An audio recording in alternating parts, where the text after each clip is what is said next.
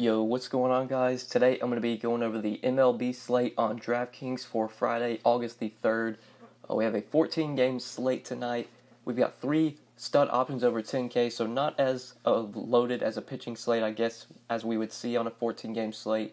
We got Verlander, DeGrom, and Corbin, our 3 options over 10K. A lot of mid-tier plays today. Guys that normally we see over 10K are a little bit cheaper than that today because of their matchups. Like Clevenger, we've seen over 10K sometimes. He's 9,300 today. Severino, very underpriced, 9,200, but has a really tough matchup against the Red Sox. Alex Wood, 8,500 against the Astros. Really tough matchup there, but the Astros are definitely injury depleted right now. Their lineup is not the same. Chris Archer making his debut for the Pirates, 8,200. He's a guy we usually see up towards the 10K range. So definitely got mid-tier plays. We got the stud options, obviously. The value at pitcher, like sub 7K, pretty thin today. We'll go more in depth in a second, but not seeing a lot of value that I'm really in love with. But we will talk about all the pitchers on this slate, guys. But before we do get started looking at pitchers and the bats we want to go to on this 14-game slate, make sure you guys drop a like on the video. I would really appreciate it. And if you are new to the channel and you have not subscribed yet, make sure you do click that subscribe button down below, so that way you won't miss out on any of my new videos.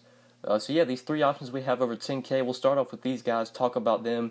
Verlander against the Dodgers, 13-1. I think I'm going to be shying away from Verlander today. I just really don't see the upside. This Dodgers team is just so good offensively. It's just such a good lineup. And it's a lineup that really doesn't have a lot of strikeouts in it either. So much power. It's a low run total for the Dodgers, which is something I expected, just a 3.5 implied run total. But like I said, this lineup's just really good.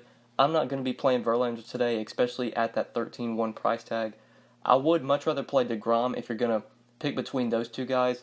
DeGrom faces the Braves, and that's not a very good matchup either. The Braves are a team that really doesn't strike out much versus righties, but they do only have a 3.3 implied run total for today. There are some Ks in this lineup, not a lot. DeGrom, I think, is definitely one of those safer plays today. Not sure if his upside's there. I'm not sure if I'll be playing DeGrom in tournaments. But for cash games, I could see it. DeGrom this year against the Braves been pretty consistent, about as consistent as it gets. He pretty much has got, like, I think almost 20 fantasy points like every outing against the Braves, but I don't think he's really gone over like 30, 35.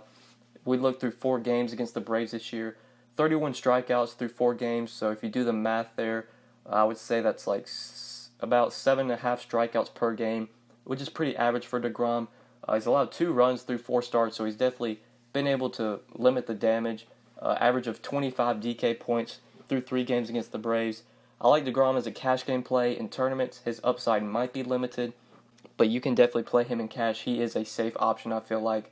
But my favorite guy, especially for tournaments, is Patrick Corbin. I think Patrick Corbin has a lot of upside today, and he's really cheap compared to the other 2 studs on this slate. Corbin's only 10,400. He's facing a Giants team that does strike out a little bit versus lefties. If we look at the projected lineup for the Giants, you've got some Ks here, especially with like Austin Slater. Gorkis Hernandez will strike out. Hunter Pence definitely has a pretty high K rate versus lefties. He will K some, even though he's got BVP versus Corbin. I still like that matchup for Corbin versus Pence. The pitcher's going to be in the lineup. You got Brandon Crawford, who is better against righties than lefties. He definitely has an increased K rate versus lefties. I just really like Corbin here. He's done well against the Giants this year when he's faced them. He's faced them 4 times this year. Has an average of 27 DK points through those 4 outings.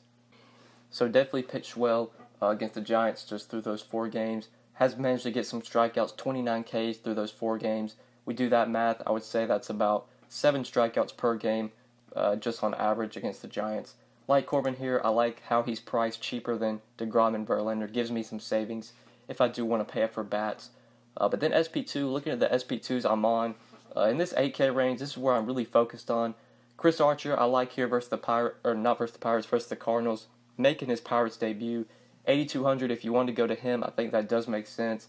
But I like a guy a little bit cheaper. Vince Velasquez, 8K versus the Marlins. I think it's a really good play here, a play that does have upside. This Marlins team, it's just not a good baseball team. Not a lot of strikeouts in this Marlins lineup, but not a lot of power either. We look at their projected lineup and their implied run total, just a 3.7 implied run total. Not a lot of Ks here, but at the bottom you do have some strikeouts. With Sierra, who will strike out a lot, the pitcher will K. Castro has an increased K rate versus righties. Brian Anderson will strike out. Vince Velasquez is very good against righties, and there's going to be a lot of righties in this lineup. The only lefties I'm really scared of are Dietrich and Bohr. JT Riddle I'm not scared of. Sierra, just not a good hitter, and he strikes out a lot. I just think Velasquez has a lot of upside here. We saw Pivetta pitch pretty well against the Marlins. I think he went like 6 innings with 7 Ks, allowed 2 runs. I could see Velasquez putting up a very similar outing to that. An 8K, if he gets me 20 to 25, especially for like cash games, I think that's really good. I think Velasquez is a pretty good cash game option if you want to consider him in cash. He has faced the Marlins once this year and did do pretty well. 6 innings, 4 hits, 1 run, 6 strikeouts, 24.5 DK points. But yeah, I like these 2 pitchers to go with today, Corbin and Velasquez.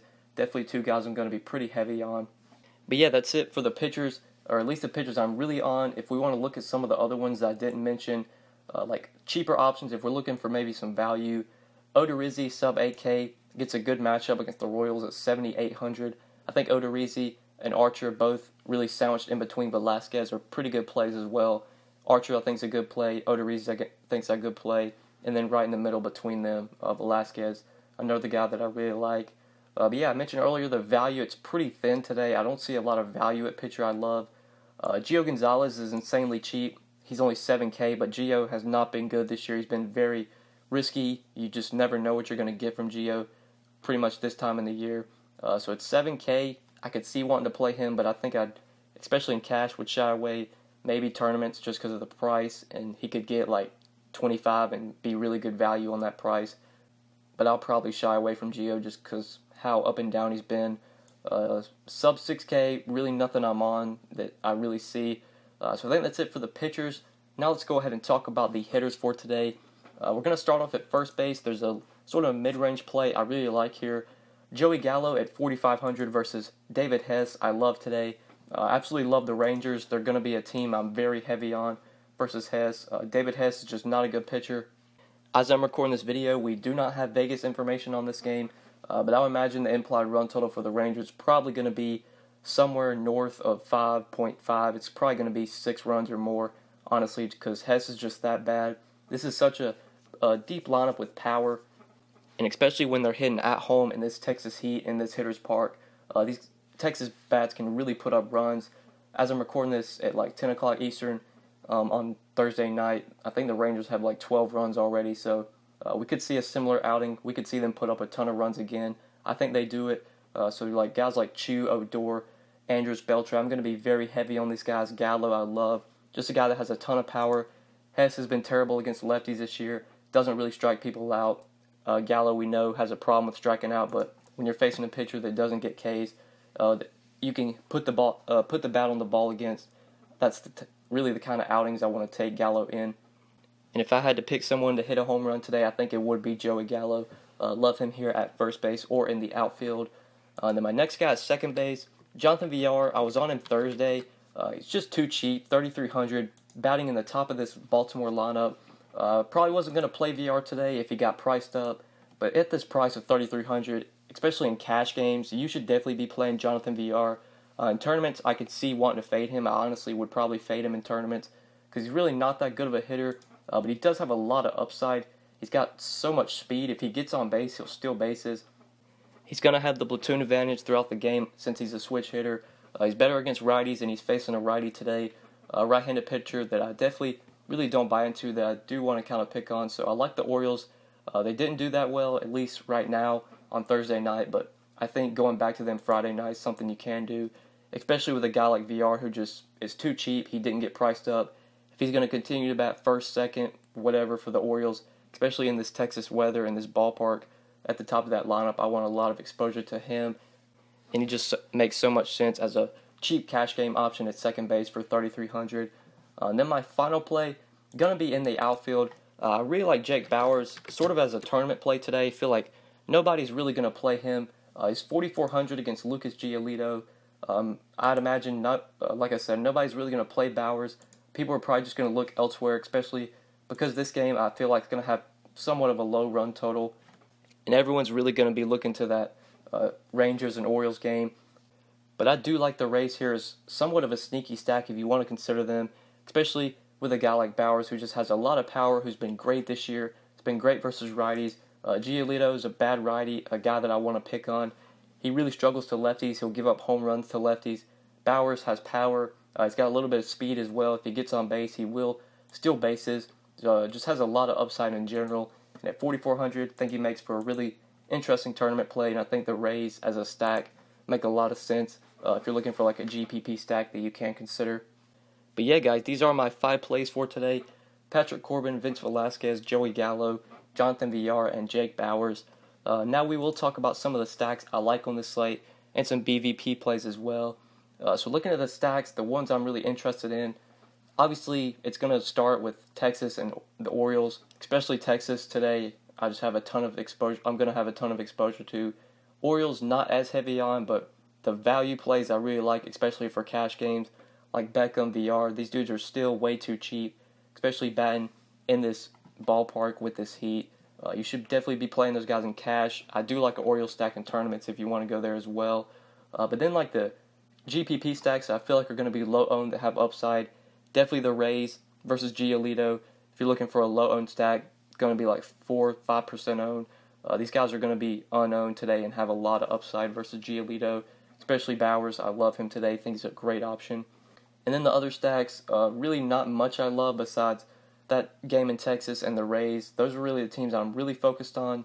Maybe if you want to consider like Oakland, they have a 5 implied run total. The Twins have a 5.3 implied run total versus Heath Fillmyer. You could go there, but those aren't stacks I'm really thrilled about that I'm going to be too heavy on. So that's it for the stacks that I like for today. Now we'll go over the BVP plays. We'll talk about these before we do get out of here. So starting off up top, Joey Votto, he's gone 9 for 24 with 3 home runs versus Gio Gonzalez. Eugenio Suarez, 4 for 10 with a home run versus Gonzalez. Martin Prado, 4 for 12 with a home run versus Vince Velasquez. Tyler Flowers, 4 for 11 with a home run versus DeGrom. Johan Camargo gone 4 for 11 as well versus DeGrom. Andrew Benintendi, 10 for 22 with 2 home runs versus Severino. Jose Bautista, 6 for 20 with a home run versus Sanchez. Brett Gardner gone 16 for 52 with 2 home runs versus Rick Porcello. Alex Gordon, 4 for 13 with a home run versus Odorizzi. Paul Goldschmidt, 6 for 12 versus Chris Stratton. And lastly, Brandon Crawford, 10 for 34 with 2 home runs versus Corbin. And Hunter Pence gone 15 for 38 with 4 home runs versus Corbin. So yeah, guys, that's it for BVP. Those are my stacks I like. I talked about those, and I think that is it for the video. Thank you guys so much for watching. I do appreciate it. If you enjoyed the video, just make sure you give it a like before you get out of here. If you're new to the channel and you have not subscribed yet, like I mentioned at the beginning, make sure you do subscribe so that way you won't miss out on any of my new videos. And if you do have any questions, you can always hit me up on Twitter at the DFS_GOAT, or feel free to leave a comment down below, and I will get back to you as soon as I can. But yeah, guys, that's pretty much it. Thank you so much for watching. I really appreciate it. And good luck tonight on this 14-game slate. Peace.